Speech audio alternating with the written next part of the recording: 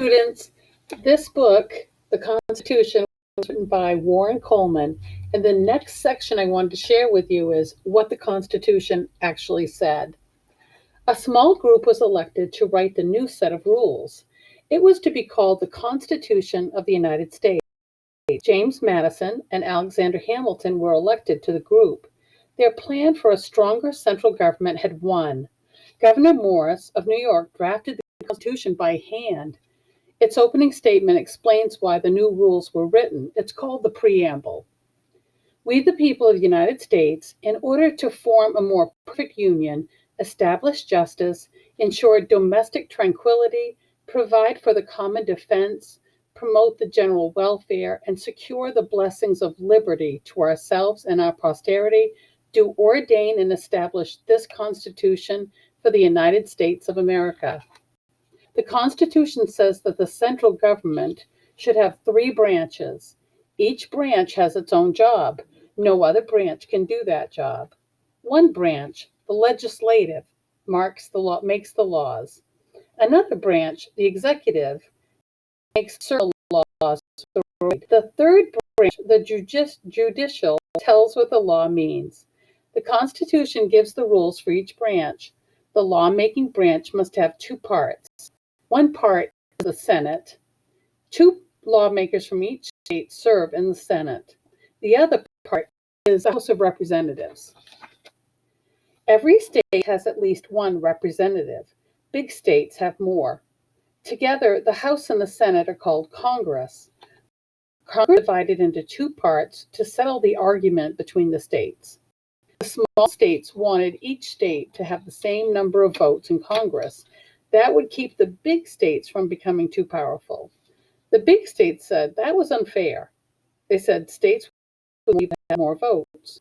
The big states and the small states finally decided to compromise. The Senate is what the small states wanted. The House of Representatives is what the states wanted. No law passed by Congress unless both groups agree to it.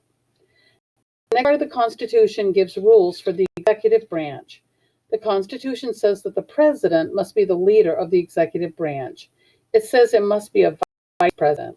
The Constitution tells how the president and the vice president must be elected. Each would serve 4-year terms, and it tells their duties. The president was to make sure the laws passed by Congress were obeyed. The president could also make agreements called treaties with the governments. He or she could ask people to work in the government. The president could do all these things, but only if Congress agreed. This rule made sure that Congress approved what the president. The president must sign laws by Congress. If there's a law that the president doesn't like, it will not be signed, and this veto. The next part of the Constitution gives rules for the judicial branch. The Constitution says this branch should be made up of the courts and judges. And these are the judges right here. These are the Supreme Court justices. The president chooses the judges, but the Senate must agree with the president's choices on these. It says judges can have their jobs for life, but if a judge breaks the law, he or she can be removed from office. The delegates of Philadelphia did not want any branch of the government to be the most powerful. They wanted each branch to have some power over the other branches.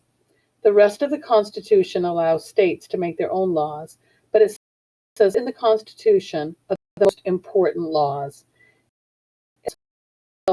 Changes made in the Constitution. The changes were to call tells how the Constitution becomes the law of the United States. 9 states would have to vote for it. The delegates talked and argued about the Constitution, but finally on December 17, 39 of 35 delegates, 39 of the 55 delegates, in Philadelphia signed the Constitution. So not all of them, but most of them. The delegates' work was done. Now they had to go back to the states and fight for the new rules and for the new government. And that's it for the video. Thank you.